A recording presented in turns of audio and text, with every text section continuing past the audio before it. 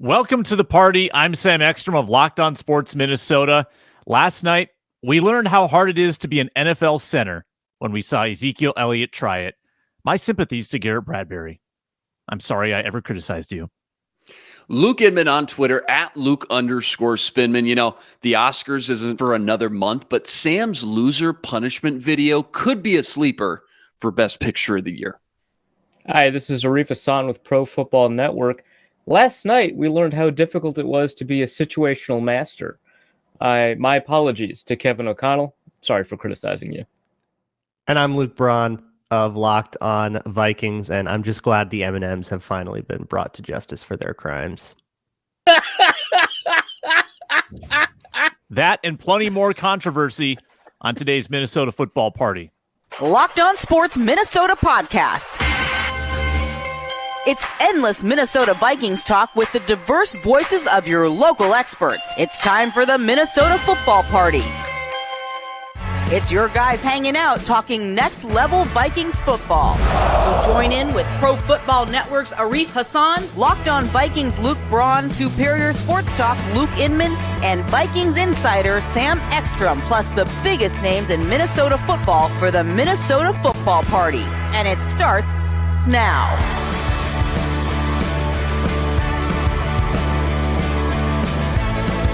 Welcome into the Minnesota football party presented by FanDuel Sportsbook, the official sportsbook of Locked On. Make every moment more.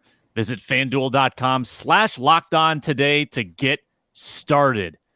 On today's show with Luke Inman, Luke Braun, Arif Hassan, and yours truly, Sam Ekstrom, divisional round reaction. Could the Vikings have competed with that 49ers team we saw last night? And would Brian Flores be a good fit at defensive coordinator? Plus, I get embarrassed on, well, not national television necessarily, but like on a public YouTube forum. It's going to be bad. It's going to be terrible. You probably shouldn't watch. Definitely don't stick around to watch that video. Reverse psychology. Now they're all going to stay. But before we get into all of that good stuff, make sure to find us on Amazon Fire and Roku, Smart TV, Locked On Sports Minnesota app, on YouTube. Subscribe there for free. Locked On Sports Minnesota. Get all the videos are free and available wherever you get your podcasts. I would rate this divisional round weekend like a 6 out of 10. Couple compelling games, couple blowouts, one big upset, and not even a big upset. One, I'd say mild upset. Yeah. And I think I think I've seen better divisional round weekends. There's obviously a big talker with Patrick Mahomes. I'm giving it a 6 out of 10. I don't know. I liked it a lot. I feel like when we remember great playoff weekends, we're usually remembering wild card rounds. That's usually much more exciting. And so the divisional, for whatever reason, right? So I feel like compared to divisional rounds of the past, it was above average. I don't know, 7.5, maybe 8. I don't know. I really enjoyed Patrick Mahomes' performance. I thought that was a lot. I think that the Eagles blowout was fine in terms of entertainment because it was still just entertaining to watch. I thought the 49ers-Cowboys game was extremely compelling despite being one of those defensive slugfests everyone claims to hate. Yeah, I liked that game. I thought the Chiefs game was very compelling because of the injury angle. I guess it didn't have the fourth quarter dramatics that maybe you hope for. Luke Braun, what's your ranking? Yeah. I give the weekend a 38 out of 7.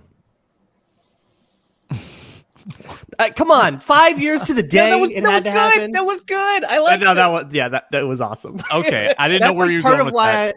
That's part of why I enjoyed the weekend. That was fun because it had to be that magical, and that just made the game hilarious. And it kind of took the sting out of watching the Giants another play. Fan base gets to be tortured with that number. Yeah, and the thing that bothered. Let's just off topic for a second. I know you hate it, Sam. The thing that bothered me about the 38-7 thing is how everyone assumed it bothered me more than it did. It was like this meta level of annoyance seeing like 38-7 tweets directed at me. And it's like, yeah, the Vikings played for why are you? But when it was just those tweets, it was just like, please stop. I don't care. And so the tweets existing themselves bothered me more than the tweets reminding me of the score, because the score was just like, this is bad memory, whatever, that sucks.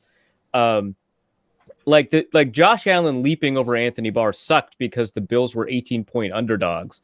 And it just like that really just like that, like that's a reminder of the game. It kind of snatches your heart. But 38-7 was just like, stop talking about it, man. Triggered. He's triggered. By the triggers, right? It's like right. The tweets more than the game, or the tweets reminding me about the game. The tweets just reminded me of other tweets. So Philly fans want to hear how mad we are. We're so mad, Philly fans. You did it. Yeah. Vikings fans have been cheering against the Saints for the last 14 years because of 2009. I don't feel the same vitriol to the Eagles. Maybe it's because there's not a Sean Payton, there's not a Drew Brees. Like Nick, and they don't deny Nick Foles and Doug Peterson are like Eagles wonderful. Fans don't deny it. They're like, we're gonna get wasted. We're gonna be obnoxious. Yeah, we're gonna be annoying. If our coach is gonna mean mug the camera when we score, old woman into our building, we will throw fruit at her. Yeah, and they're like, that's who we are. That's unapologetically. They own it. Everyone calls us a-holes, and we treat that like a compliment, which is great. Also, it's just like the Eagles were just annoying. Like the Saints committed crimes. Like I feel like that. Which ones? Like legally, you have to specify the crime. The Saints committed crimes legally in that game. Is itself assault. There are other crimes that the Saints front office has participated in, literally, but that does not really enter into Vikings fan vitriol. But Eagles fans threw snowballs at Santa. Sorry, allegedly participated. That's a crime. And allegedly Santa had it coming. Holiday heroes. Yeah, have you seen Eagles fans justify throwing snowballs at Santa? They've got they're not like we didn't do that. They're like Santa deserved it. Yeah, Santa had it coming. Which, I mean, it's a great sentence because, like, when you talk about it, you cannot divorce the character Santa from like a guy in a Santa suit that may have actually had it coming. And so, like, in your brain, you're just like, "That's Santa. What? That's insane. Why are you saying that?" But like the guy might have had it coming, but it's impossible to believe. Outfit. Yeah, right? Yeah, it's just bad Santa. They should just lead with that. Could the Vikings have beaten the 49ers the way they played last night? No. The way the 49ers played? No. Unless the Vikings have the Cowboys defense.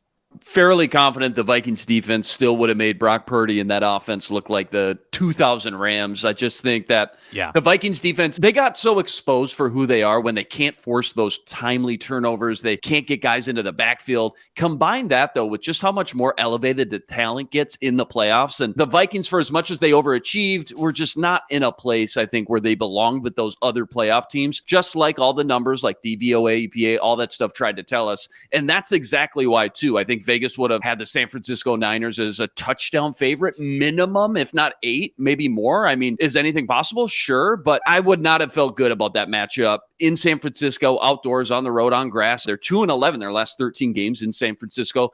Vikings haven't gone in there and won since 2007. You know who the quarterback for the Niners was in that game, by the way?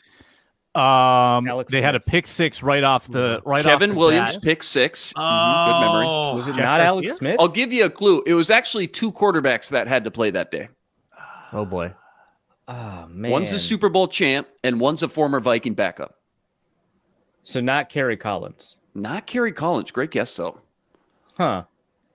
Because Alex Smith was drafted in 2005. Initials? Got benched. He was like Give me initials. Why can't I think of the name? TD and Sean Hill. Yeah, the guy, the Ravens Hill, guy in 2000. Trent Dilfer and Sean Trent Hill. I don't know if Dilfer got hurt or what. He might have thrown that pick 6 and maybe got hurt or something. The new head coach at UAB football, by the way, Trent Dilfer. Yeah. So 2007. So they beat Trent Dilfer and Sean Hill that long ago. The last time they won before that, 1988. Vikings can only beat the 49ers in the playoffs playing at home, apparently. Yeah, 1988. Wow. I feel like the Vikings have beaten Sean Hill a disproportionate number of times. I feel like they have. Yeah. But Sean Hill won for the Vikings. Did he play for the Lions? But he also won for the he played for the Lions. You did. 1-0. By the way, too, just fun fact I found out last night, Niners now have the most conference championship appearances in the NFL since 1980 with 16. A lot of people just assume it's the Patriots. Patriots one behind them with 15. That's pretty nuts. They've done it the last 5 times. That's insane. And often as a lower seed. I mean, they did it with like Kaepernick, who at the time was, kind of a Brock Purdy situation. Like he emerges and takes the job, and boom, he was a second round pick. Come on, Sam. A rookie though. Yeah. It's a loose comparison to Reef. Gosh, you jump down everything with your knowledge and facts. Brock Purdy, Stop come it. on, man. They do it with Garoppolo. They do it with Purdy, who is going to be the week 1 starter for the Niners next year. I think it's stamped. I think it's stamped at this point. I think he's going to compete with Trey Lance. So I agree. Yeah, I don't. He's going to win that battle. Jimmy G going to the Jets. But the reason they drafted Trey Lance was not because Jimmy was bad at what he was asked to do. It's that they couldn't ask him to do very much, which is also true of Brock Purdy. Remember, Jimmy I thought they put the training wheels on Purdy a little bit. Jimmy also appeared in the Super Bowl, and they were like, F that. We need a guy who can throw to every inch of grass. Brock Purdy, I think, given he's a 7th-round rookie, is far ahead of the Jimmy Garoppolo curve. Sure. Yeah, whatever you say. Yes. Trey Lance has more arm strength, arm talent. Yeah, and speed. More speed, more athletic ability, right? More mobility. Yeah, he'd be a great safety. He would be. Gophers new. How many games has he played since high school? Trey Lance? 27? I feel like his even that career throws is like 300 since high school. He played 19 games the in lowest college. for any quarterback in the NFL. That's because it? when he was in college, he also played for like a run-first team too. So like the few games he started in college, because he's like, behind Carson Wentz and ahead of the grad assistant that went to South Carolina or whatever. He threw like 19 times a game in the few games that he played. He's just like wild. So he's like 300 career attempts. That's wild. And the Vikings defense, how it played against the Giants loses to any of those 3 guys and probably all but like 2 teams in the entire league. Agreed. The way that they couldn't. If you have any together, tackling issues whatsoever, you lose to that 49ers offense. Well, remember, the Vikings aren't bad at tackling. Yeah. 5th best tackling team. It's just We the don't guys need are so tackling wide issues to open. lose. When you say 5th best tackling team, is that missed tackle percentage? Just or missed total tackle percentage. Just Okay. missed tackles. Okay. Man, Like, good that's nugget. rough for me. That is like good. they busted coverages, they lost matchups. Like part of it was just like guys not being able to keep up with the great Isaiah Hodgins and Richie James. That feels like Kyle Shanahan is feasting. Yes, 100%. Isaiah Hodgins. Well, and he doesn't even need to try because we can't do basic coverages. Like Right. it's not about you lose to the Seahawks if you get the 2 seed and you play that way. You lose to the Lions if they're the team. And I think there are maybe like 4 teams you can beat with a defense playing as poorly as they did in that game. It's on a per drive basis, the offense was all right. I think it's a higher scoring game. Yeah, I think the Vikings could have presented themselves better than the Cowboys offensively, but they probably still lose. I don't know. I guess that 49ers defense, I don't know. That 49ers on a per defense, drive man, basis, legit. the defense gave up, I think, like a top 10 performance of the entire season. Yeah, they gave up 3.44 points per drive, which was the second most the Giants had ever scored. And the only other one being the coachless Indianapolis Colts. So, and an 8th best game of anyone the whole season. I think that's just nuts. The Giants are not an offensive juggernaut. Yeah, I had obligations. I didn't see any Giants-Eagles game. How bad was Daniel Jones? Like, what was he just back into a pumpkin, like a moldy pumpkin? I mean, he wasn't good, but it wasn't like Davis Mills out there, right? Like it wasn't like he was playing awful football. He just they just got behind early, and that Eagles defense just was suffocating. You get exposed as far as just like, all right, got to turn into a little bit more one-dimensional, and that is not their game at all. Yeah. And then those cornerbacks and pass rush combination was just too good, too much for them. Yeah. If I were to pinpoint the reasons the Giants lost that game, Daniel Jones is on the list, but he's not 1 or 2. I don't think. I think it's like talent around him. I was a Daniel Jones hater coming into this year, and he's kind of proved me and a lot of people wrong. Like I'm not putting him in the Hall of Fame or a top 10 quarterback, but there's certainly more in there. I don't think the Giants should extend him more than a year, though. Right? Like I think the Giants. That's a slippery slope, though, aren't they? Probably, but that's just like how quarterback things go. 40 chess. We're taking away a we're taking down an NFC. Yeah. So now all of a sudden you invest a long-term future and not only to Daniel Jones, but into a running back. Obviously, he's one of the top 3, top 5 running backs right now, but we know how quickly that can go downhill too once you get too much money locked into an older, aging running back. Imagine being like tagged salary cap wise to both Saquon Barkley and Daniel Jones. That feels tough. Right. Imagine being the Cowboys on the verge of paying Tony Pollard and Zeke Elliott. Like, imagine being Tony Pollard on the verge of hitting free agency, man. He broke his ankle. Yeah. That's rough. That's brutal. Yeah. I feel so sucks. bad for him, man. Yeah.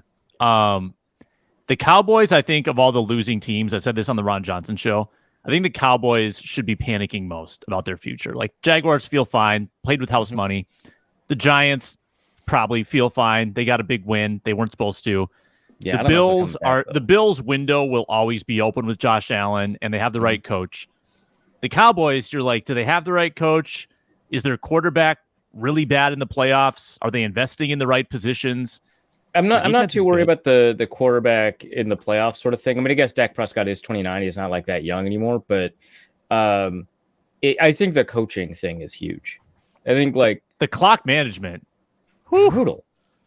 Well, it's not just that Mike McCarthy is bad at clock management, which he is. He's brutal at it. He's bad at it. Is that he can't seem to teach his team to be any good at it when it's their prerogative to be good at clock management. They're like abysmal, right? Because last year, the Cowboys lost to the 49ers on an insane scramble with like 10 seconds left, and they had to spike the clock to set up the field goal. Then they don't have enough time to spike the clock. And like, again, an excellently called game from Tony Romo, where he's like going through all of the seconds, second by second, what you can get away with and you can't. It was really instructive. And I wish we could get playoff Tony Romo during the regular season because, man, has he fallen off. But he called a pretty good game. And then in that one against the 49ers last year, he called a pretty good game. Maybe it's just a Cowboys thing. I don't know. But cannot. Greg Olsen, by the way, becoming a star. Oh my gosh. Yeah. He's it. He's him. He's the next guy. Have you seen like all these pieces about like how Greg Olsen is going to be overtaken by Tom Brady and it just sucks for everybody involved because Greg Olsen is killer. Like he's even talked about it. He's like, the only thing I can do is be the best I can possibly be at my job. And it's like, yeah. And you're doing it, man. This is weird. I think three-man booth. I think three-man booth is what you tried to do. I think Olsen, there's no reason to demote Olsen. I like Daryl Johnston as the number 2 guy with Joe Davis a lot. I don't think he needs to be demoted either. I think you really try to force the three-man booth. Obviously, money's not an issue. What? You like Joe Davis, though? I like Daryl Johnston, his analyst. Joe Davis. Yeah, but do you like Joe Davis? Not Joe Davis. Joe Davis he's young. He's almost, to me, not a caricature. He's like trying to sound too much like a broadcaster. I don't hear like a lot of authenticity from him. I don't know. I just don't like him.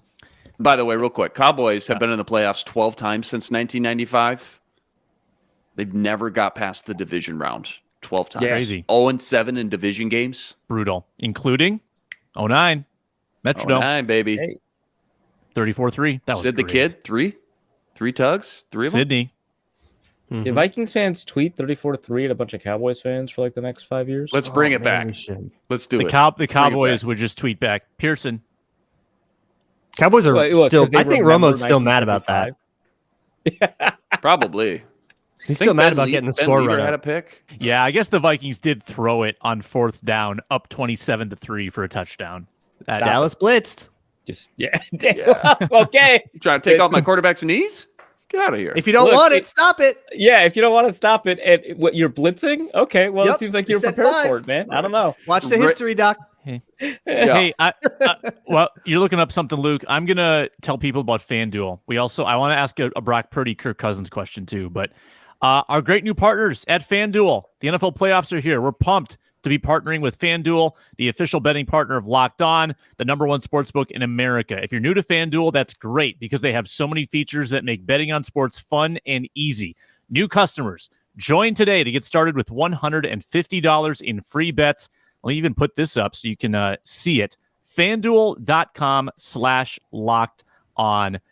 That's how you get those $150 in free bets guaranteed when you place your first $5 bet. That's FanDuel.com/locked-on. All your favorite bets, money lines, point spreads, player props, and plus you can even combine your bets for a chance at a bigger payout with a same game parlay. The lines for this weekend: Eagles by 2.5, Chiefs by 1.5. That Mahomes injury is going to fluctuate that line, so we'll keep an eye on it at FanDuel all week long. FanDuel.com/locked-on for your chance at $150 in free bets. Brock Purdy or Kirk Cousins? Who would you want as your quarterback next year if you had the choice? Well, hey, do I get Brock Purdy on Brock Purdy's contract? You get Brock Purdy, who he is, and who Kirk Cousins is. Do I get Brock Purdy with Kyle Shanahan and all the talent around it? No. If I can get Purdy on Purdy's contract, I would take him over Kirk Cousins on Kirk Cousins' contract. If contract is not an issue, 100% I'm taking Cousins, not even close.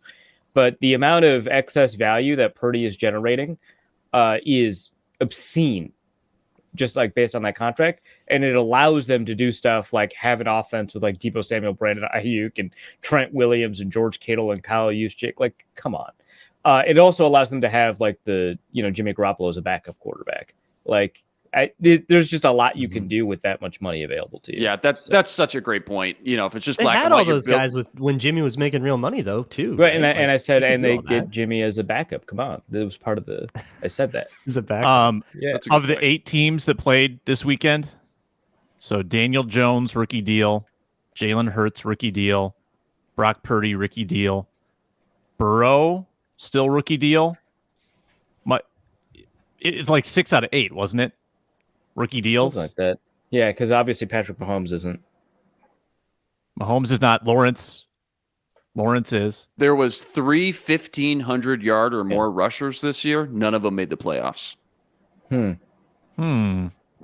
Suspicious. It's weird. I mean, you like that's an interesting point, but also the 49ers did trade a first-round pick for Christian McCaffrey or whatever it was. There are teams with running back investments that have made it this far. Lightning in a bottle. I mean, McCaffrey, to stay healthy the year that he happens to be on the most functional offense that has the most weapons around him, that was the I don't think it's trump proof card. that investing in a running back is good. I just think that we'd be remiss to not at least point that out. Yeah, no, I'm saying I don't that think it just worked McCaffrey's out rushing for perfectly. 1,500 all purpose, maybe even 2,000, but rushing for 1,500 only. He's more of that dual threat. Yeah, I mean, he's like third in most people's like all pro balloting. I'm not like, and because of the all purpose stuff, right? Because it's like Josh Jacobs, Nick Chubb, Christian McCaffrey, and then Derrick Henry. Else. Yeah. Someone put $5 to win $25,000 on like the first touchdown scorer for every game. Oh yeah, And they got the great. first 3 correct.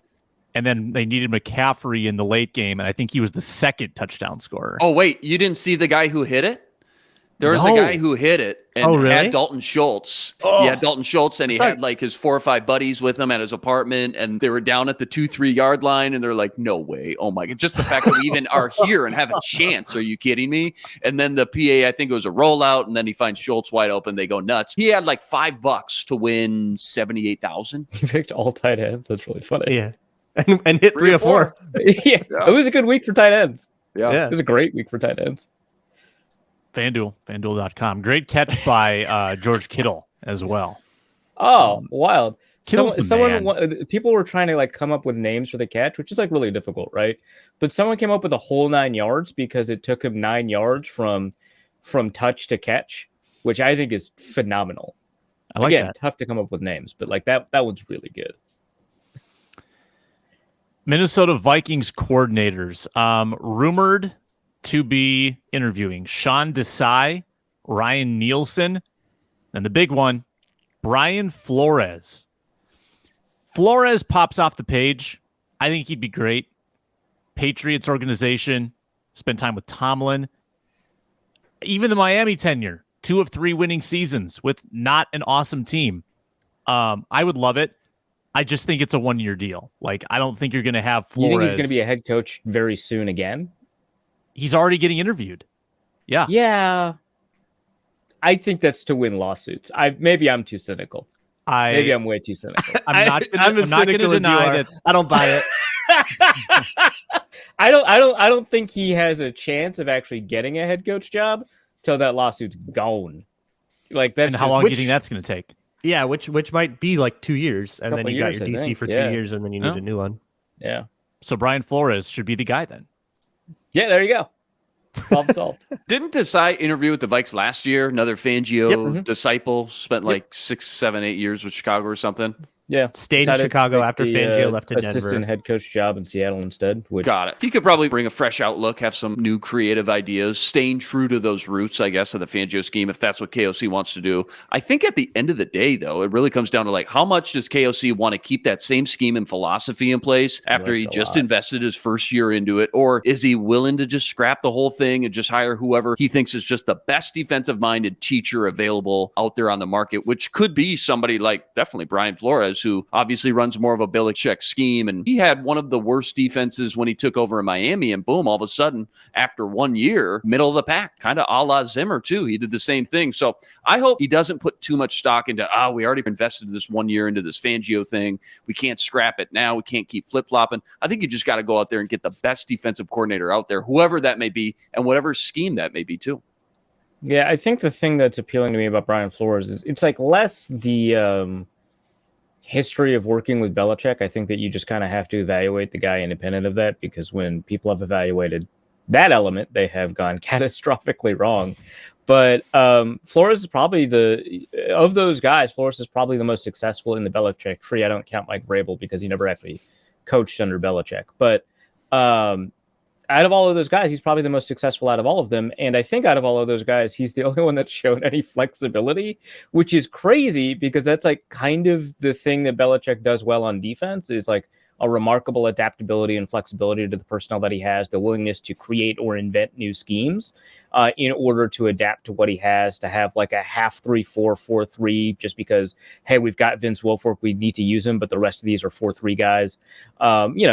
Just really excellent stuff in terms of finding ways to make those players succeed. And a lot of these defenders, when they succeed in New England and then, sign a big deal elsewhere, they usually don't do very well. Like the Chandler Joneses are exceptions to that rule, right? It's more like you get a bunch of like Brandon Merriweathers who just like can only succeed with the Patriots or whatever. That sounds like knowing exactly how to use your guys. And if you can grab that element out of, and most of these coaches that have been hired have not been able to do that. If you can grab that element out of that philosophy, and it seems like Brian Flores has been able to do that. I think part of the reason that despite having an abysmal offense, the Steelers once again finished with a winning record is because the defense was like pretty good. They found ways to kind of use, without like TJ Watt for like half the season. Like they found ways to use what they had. Brian Flores was heavily involved, as far as I can understand, in the defensive game planning.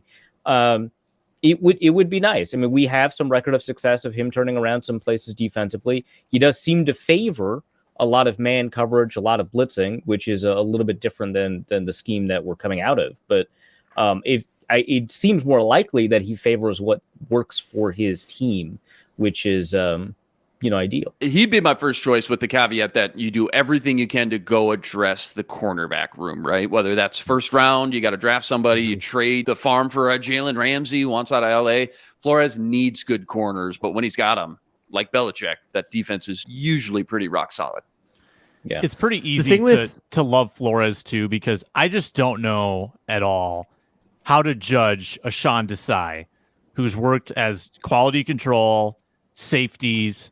He had 1 year as do you know how to judge Ryan Nielsen? Like on a terrible team. I don't know how to. I got nothing on Ryan Nielsen. I tried to ask judge Ryan Nielsen. Yeah, I did listen to Locked On Vikings, everybody. I went deep on all three of these guys, or as deep as I could, because Ryan Nielsen, there's not a lot I could find on him. Yeah, I was like diving deep and doing research, and I'm like, there's nothing here, man.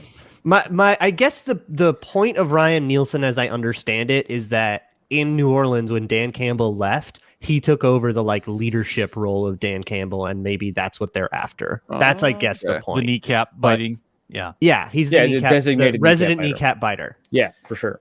So I guess that would be the point, but I don't know. which is all to say this is more about what the media has done in terms of taking a look at this person and less about whether or not he's a good candidate. The fact that Luke and I have not found very much about him does not say he's a bad or a good candidate, or that his resume is too light to fully evaluate. It's just, hey, there have been a lot of like fawning media profiles on Gerard Mayo, so I know a lot about him. There have not been a lot on Ryan Nielsen, so I don't know much about him. And with Desai, he does come from the same Fangio tree. In Seattle, at least, he ran a lot more of the 3-match world, and the Vikings almost never did that. Ran is maybe because he was like a consultant. My understanding is that was him. Okay. I asked around a little bit. My understanding is that he had a lot of control over the general structure. Okay, my understanding was that he was playing the Mike Pettin role. That's interesting. That is interesting. Either way, I think if he got the full reins, I think that is what he would run. He would stay in the 3-match world. He would play a lot more press. It would kind of be like the way I put it on Locked On Vikings was, because that's where he comes from. That's what the Seahawks want. Well, that's what the Seahawks do. I understand that's what the Seahawks do. But it's just like what's interesting to me is, because the Bears ran the cover 4, cover 6, cover 2 stuff, right? When he was with the Bears. And so to me, I think, Seattle does not have the horses to run cover 4, cover 6 because of Jamal Adams, right? And so to me, and which obviously they lost Jamal Adams pretty early in the season, but they kept the scheme that they had installed in the offseason that assumed that he was there. They played, I think, Ryan Neal in that role pretty well anyway. But to me, I think it was another case of taking a look at kind of who your best playmakers are and finding the scheme that works for those playmakers. We like Quandre Diggs as a single high. We like Jamal Adams as a box guy. We know that we can rush with this particular type of pressure, which, I mean, the Seahawks do not have the greatest edge rushing talent in the world, but they found ways to get some pressure sometimes. They did a great job developing those corners. Kobe Bryant, Tariq Woolen, phenomenal draft. And it's really, you take a look at that team and it's like it's built to run match 3, right? You take a look at that Bears team that Sean Desai was at, and it was probably better suited, for kind of a cover 6 type. So to me, I think he'll run what works, which is ideal, right? Like do we have any idea what the Vikings will be built to run by June? Because I feel like it's going to be they'll hire a defensive coordinator and he'll help make some of these decisions, right? Well, I'm just curious your guys' opinion when you do look at the Vikings' current defensive personnel, and maybe a vet or two are gone, but just as is sitting here today, what scheme do you think would help maximize? You have to make a decision on who you're keeping and then maximize, right? So I would keep Harrison Smith. I would, despite his level of play, keep Eric Kendricks. And then build around what Danielle Hunter and Dalvin Tomlinson can do. Mm-hmm. You don't know how long Za'Darius Smith is going to be here. Obviously, I'd like to have him around. And that creates a unique problem because Za'Darius Smith is better as an outside linebacker who can move around, plays a spinner role, and Danielle Hunter is better as a 4-3 edge rusher. Not that I thought he was bad as a 3-4 outside linebacker. Greatly exaggerated. Mm-hmm. But I think that what you do, actually, back to Seattle, goes back to what Seattle did back in the Legion of Boom days, where they had a 4-3 edge rusher doing 4-3 edge rush stuff, and they had a 3-4 outside linebacker doing 3-4 outside linebacker stuff, and it worked. They did a bunch of great stuff with their bear fronts. They did a bunch of, and they had these nose tackles playing 3 technique. It was stuff that worked. When you've got a defense that can play Red Bryant at 4-3 defensive end and it's working, all right, let's go. So I think that you can create fronts that will work with that, but you need a wicked smart defensive coordinator to get all of that working because there's not a long history of finding ways to make that work well. And again, back to the Belichick, half 3-4, half 4-3 with Vince Wilfork, you could draw upon that history too.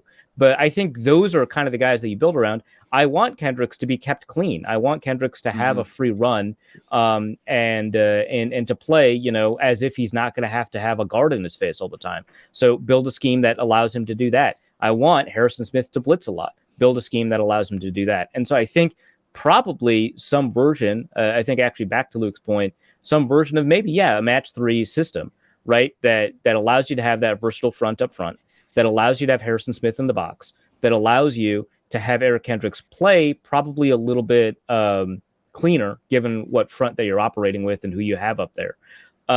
that's probably the system you build, but you do want it to be flexible in the same way that Zimmer was flexible. I mean, I know he's known for being stubborn, but like that defense switched from like a cover 3 to a cover 4 to a cover 6 to a cover 2. Like it did a lot of different stuff over the years. But just the core principles, though, you think maybe match 3 system. Yeah. Knowing that 7, 8, 9 guys out there, does anybody just click with that match 3 system? That's I mean, why the Vikings I ran had my for eye on Desai for Okay. that reason for a long time. With the Seattle background. Okay, that makes sense. With kind of a lot of what they did in Chicago with Fangio and stuff. And then I guess it's sort of the compromise you make when you go to Seattle and you're a Fangio guy and Pete Carroll wants still there. 3. Yeah. But on the other hand, with Brian Flores, who's going to live in cover 1 and cover 0 and send the house all the time, or at least that's what he would want to. Yeah, it probably.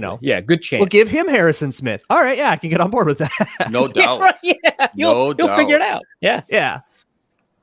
But you will want blitzing linebackers in that situation, and Eric Hendricks is like fine at it. Brian Asamoah, baby. Yeah, let's go. Yeah, I'd point him at a gap and let him go. Yeah, that's probably the best use of Brian Asamoah at this point in his career. But you can make sure he knows which game. Like that's critical. Like make sure point him in a general direction right. and pull the nitro handle. Meet at the quarterback. Do that. There's 3 different gaps he could appear in. You never know. My punishment and you know video Neither does is the center. around the this corner. Before we continue, my punishment video plus a 4-minute drill. Before we get to that, make sure to check out Locked On Sports today. The biggest stories around the sports world in 20 minutes or less, plus instant reactions, game recaps, and Locked On's take of the day. Locked On Sports today, available on YouTube and wherever you get your podcasts. Hit subscribe right now. By the way, if you like the show so far, leave a comment. Who do you want as the Minnesota Vikings defensive coordinator for next year? 4-minute drill, then my punishment video. 4-minute drill topic today, 1 minute on the clock. Tell me how you're going to fix the Vikings offensive line. Be as specific or as vague as you want to. I know it's early in the offseason. It's the 4-minute drill. Start the clock. It's time to execute the 4-minute drill.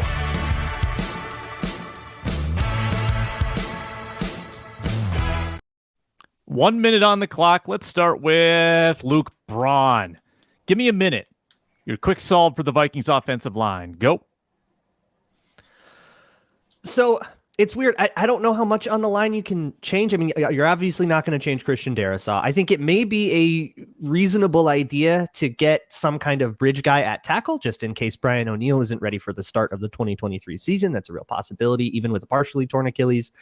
On the interior, with somebody like Ed Ingram, who did struggle as a rookie, he gets year 2. He played well enough to earn year 2, and I don't think have to compete for that job. Ezra Cleveland has had some awesome games and some absolutely dismal games, but he's taken a step forward slightly every year, and I'm also comfortable to keep that going. And then it's just a center position where I don't think you have a single guy under contract right now. So get one of those. I don't know who any of the names are. I haven't looked at all at the draft. There's a Gopher center, right? That's like about the extent. Oh, he's good. John Michael Schmitz. He's legit. Good. Get draft him. Then and prosper. It's probably like a round 2 That would have to be have to be first round. Yeah. You think he's going first round? Well, no, with no second, but the you Vikings, can't risk the Vikings it. would I have mean, to. if you don't re-sign trade Bradbury, down. you'd have to trade down. Yeah. You Yep. can Luke, never you've change talked about the that picks that you scenario. have. Yeah. That's It's set in it's stone. really rigid and If inflexible. there's one thing I've learned from mock draft simulators that are free, you can't trade.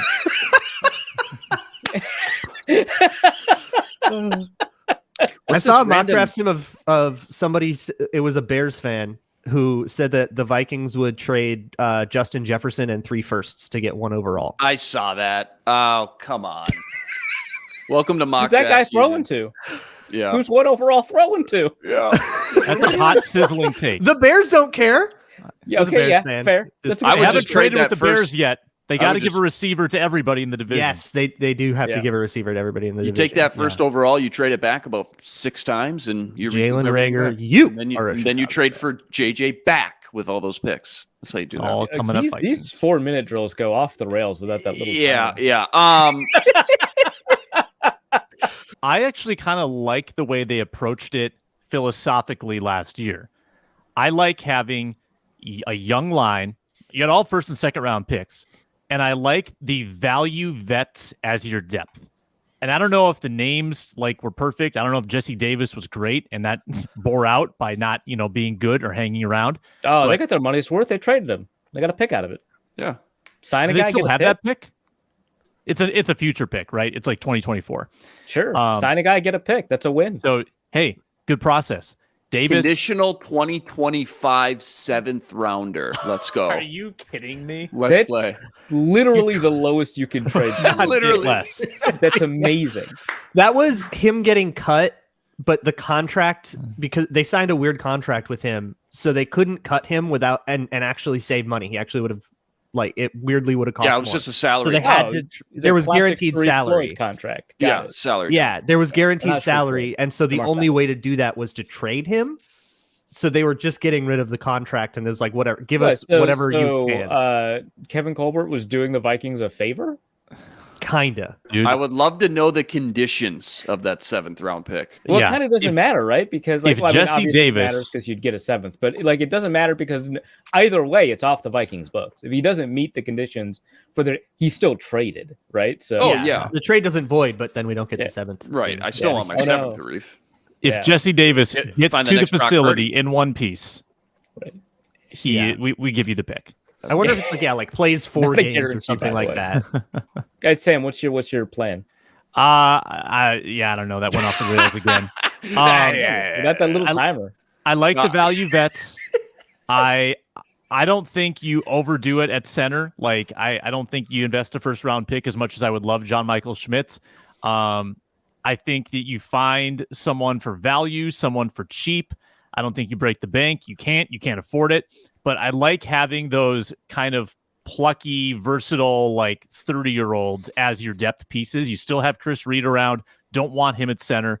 But I don't think it's going to be a very active offseason on the offensive line, to be honest with you. I think you have to count on Ingram taking steps, Cleveland staying steady, and your tackles being awesome. And then you just kind of cross your fingers at center a little bit, but try to find someone with experience. You almost have to roll with Ed Ingram and hope he continues to develop, because as much as he struggled, inconsistent, teams just don't have the luxury to keep throwing 2nd round picks at the interior line every year. It's not realistic. Ezra Cleveland, clearly the 3rd best offensive lineman, hard to significantly upgrade there. And then at center, it's tricky because first off, Bradbury, as we know, free agent. And so if you think you need to move on and find a legitimate upgrade, where are you looking? Free agency? Because unless someone gets cut or traded, the centers in free agency right now are not good. Not one of them could you say would be a definitive upgrade from Bradbury the way he played last year. So I guess you'll have to upgrade in the draft then. And like we talked about, that's a gamble no matter who you get.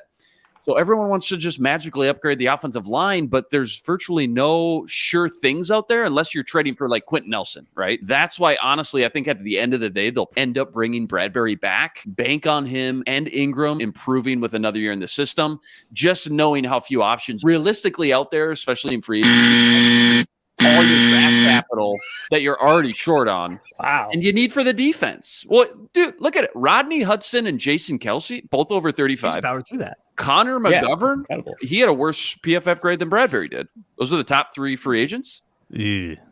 So what are you doing? So now you're incredible drafting that- John Michael Schmitz, okay? But you got When no I second. said wow, Luke reacted as if I was responding to what he was saying, as opposed to No. Sam's egregious use of the timer for the first time in this entire segment. All right, play the video. Let's go. I gotta go.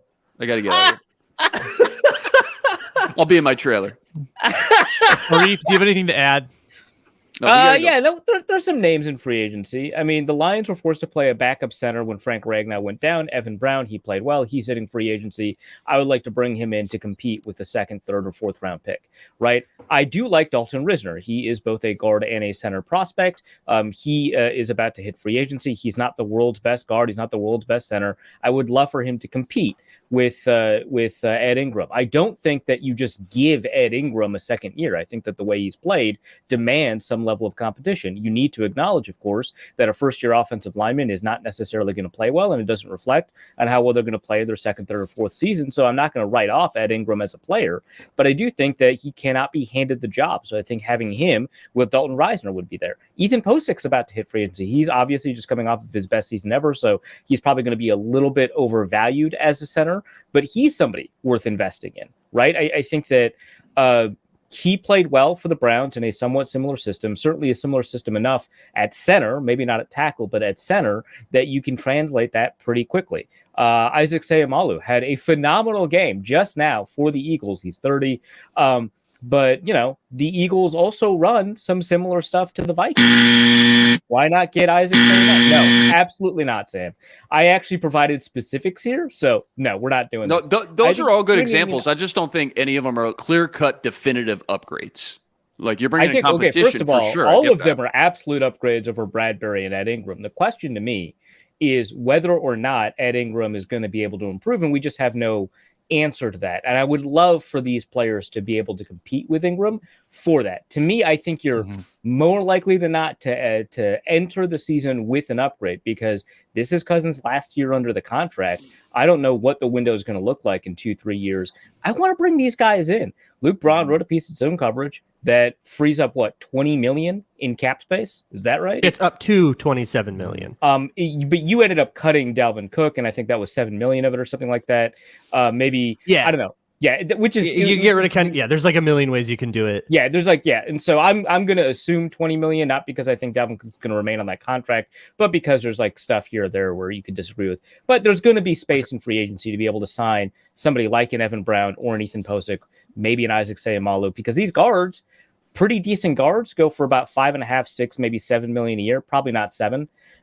It's not that difficult to sign an upgrade at guard, and it would be really tough for you to convince me that like Ethan Posick, Dalton Risner, Evan Brown, Isaac Seumalo, all of those are downgrades compared to the center and guard position the Vikings field.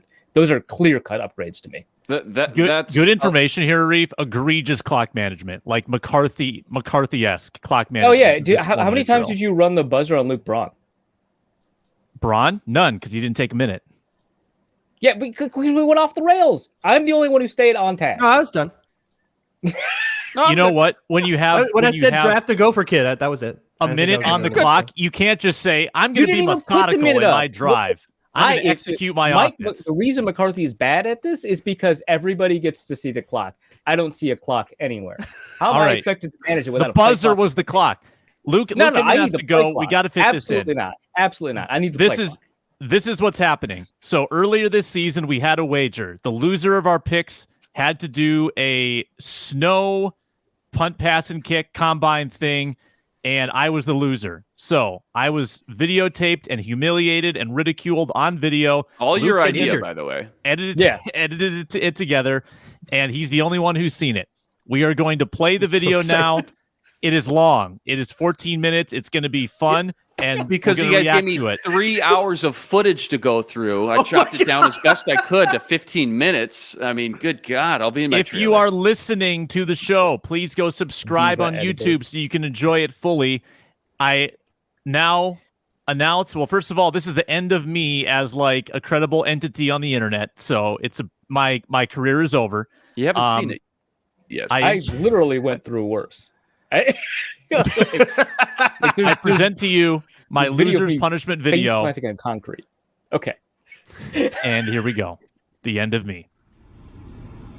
Please hang up and try again. Oh, this is... All right. Next word.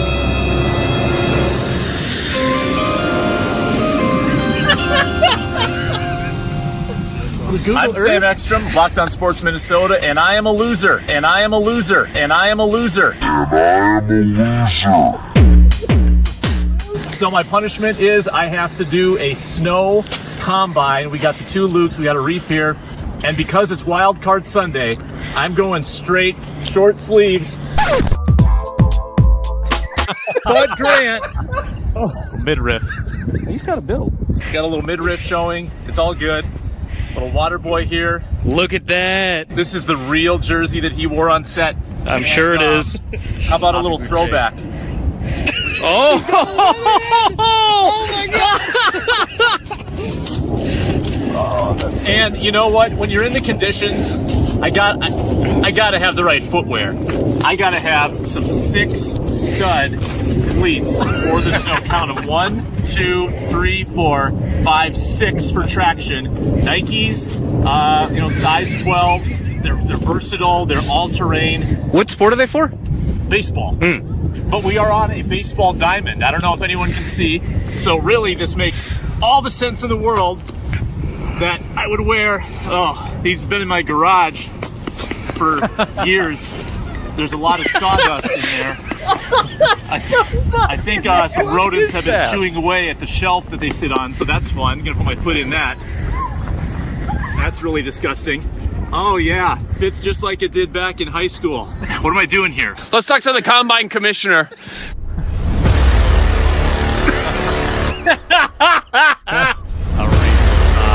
Villain intro.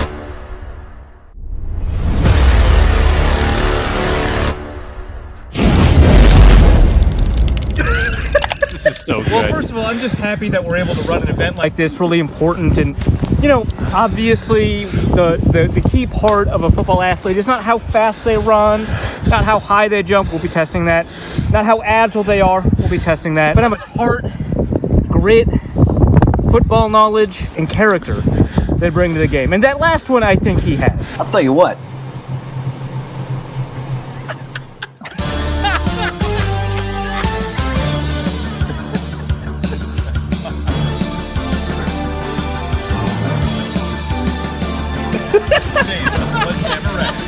Short University, 6 foot, 150. No doubt. Let's do it.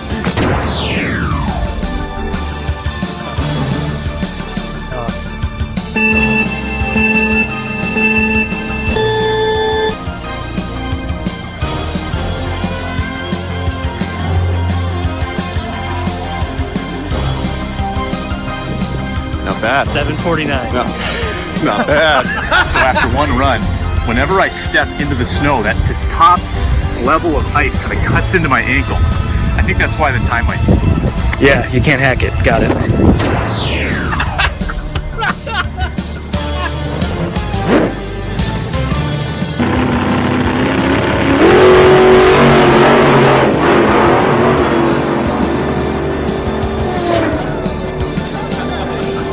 Sub-7 record. 695. How you feeling? Stamina kicking in? Nice. Lung capacity, next-gen stats, where are we at? I think I hit a top speed of about 12 miles an hour. Yeah. I'm part of the 12 mile an hour club. I think, considering the completely unfair conditions. Unfair to who? The unfair to The loser? the loser. Okay. All right, are you still going to give us a ride to the stadium? That depends. Sam the Sledgehammer Ekstrom. So we very scientifically marked out 5 yards. It's 15 feet. So you start there. When you go out to that second cone. You come back to that first cone, right? And then you go out, you curl around the second cone, go around the third cone, and then you're going to have to go back across the track and slalom across to the outside of that second cone again, back to the start. Correct. You will only ever turn on the outside corner of that second cone. Remember, your hands want to touch, and then you just have to run through it. Your hands touch the ground, or where the bottom of that cone would be on the second one, and back on the first one when you come back that first time. You don't have to do any more after you come back, right? And then you go out and around, then you just run through. All right. Yeah, because Sam kept on asking for clarification. 2, editing that 1, run. What are you doing there, man? See, he's not. That's Frankenberry 3 Xbox 460. Slow him. Come on, man. Take a look at what's going on here. We're actually breaking the space-time continuum, man. The jump might have cost you 10. Yeah, also that might not have been fully legal because you do have to get your hand down to where that cone is. I explained it 3 times, he still doesn't even do Things it. might have started out a little rocky. 3, 2, 1, run.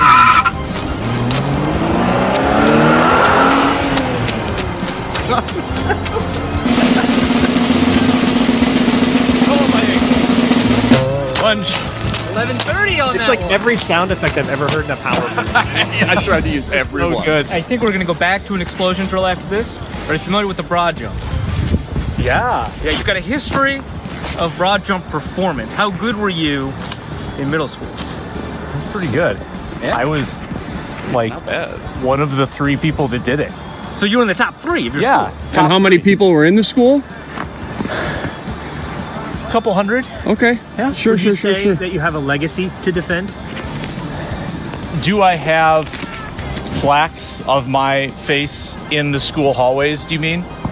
Do you? Is my name adorned on a banner above the gym floor? And you were homeschooled? No.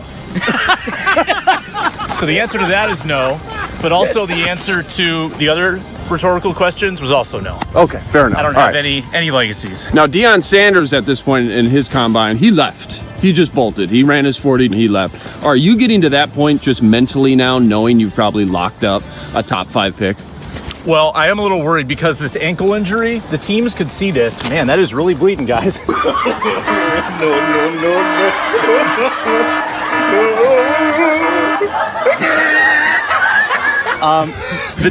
The teams could see this. Not a joke.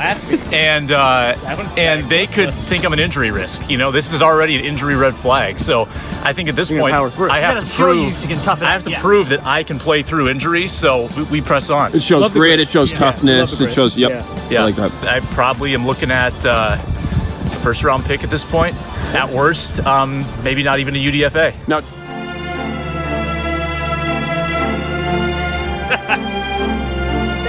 That's not true. What? That's not true at all. What? However.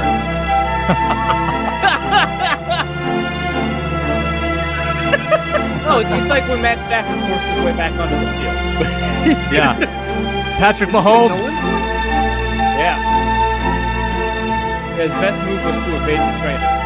If you could only have one guy, just one guy, that you put in the Pro Football Hall of Fame, I don't know why that would be. Maybe because there's a small Hall of Fame and there's a fire inspector that says you can only have one guy that can go in that Hall of Fame.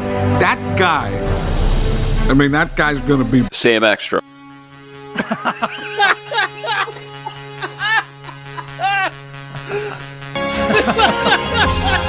I imagine someone just listening to this.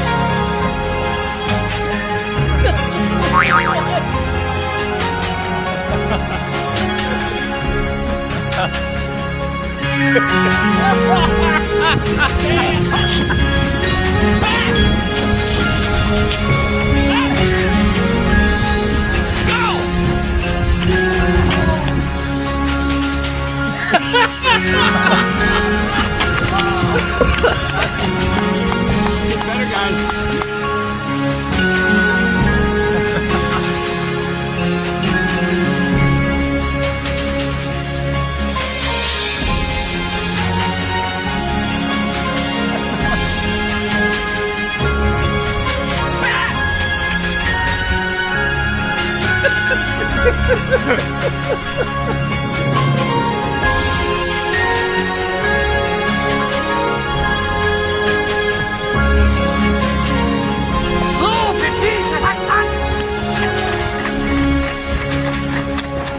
What a move.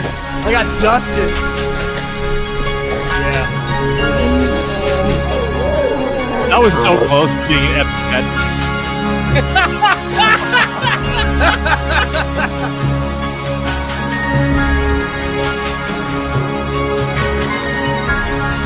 I would.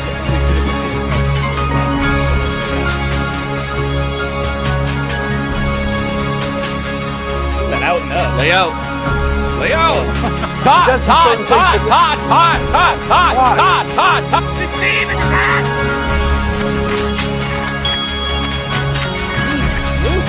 Oh, yeah.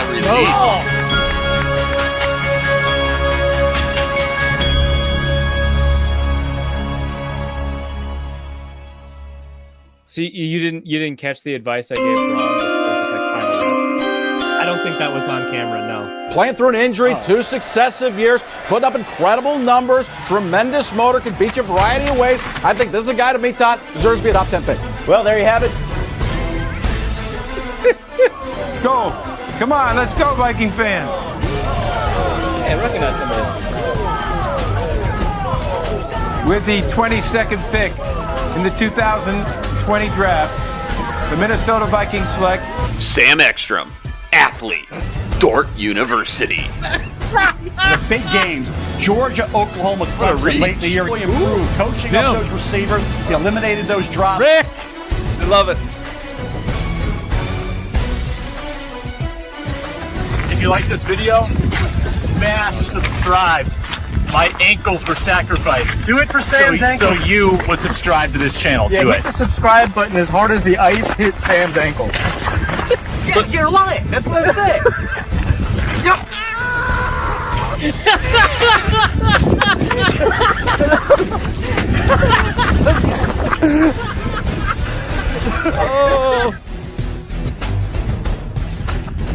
Oh, that's great. Oh, buddy. You could attack the opposite hip. Good form.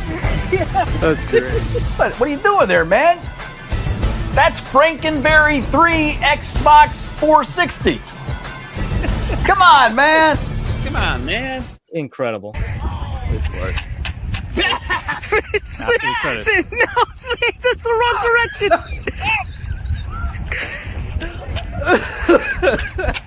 Right. Sam, you did precisely one of the instructions that was asked of you, and did one of them the opposite, and lost your helmet in the process. I think we have to do that again. That's Luke. Luke. The amount of time you put into that. Oh my! I'm actually flattered. That was glorious. My family by hates your you. edit. And you did that for free? Thank you, man. That's incredible. Unbelievable. That was. I so will good. say, of those 3 hours of footage I had to sift through, half the footage minimum was Arif explaining to Sam how to run the 3-cone. Yeah, and I have some lost footage back there. Sam didn't run the 3-cone correctly. He didn't get it. No, he didn't do it. That was half our day out there at the park. And he kept on asking what I like. He wanted me to repeat it. Like this is not. I didn't just go on for an hour on how to run one drill. I was like, Sam, If that was first, literally it's if the 3-cone was first, the linebacker drill was second, and it wasn't far behind because that one he struggled with too. I got some great clips. Maybe I'll tweet them out later. Right. Also, the wind ruined and tarnished a lot of significant amount of the audio in there. And then the other thing, I was so close to putting a counter up there. How many times Sam mentioned the ankle? At least double digits, at least. Yeah, well, have to let the audience know what he's playing through. Oh, yeah, Sam.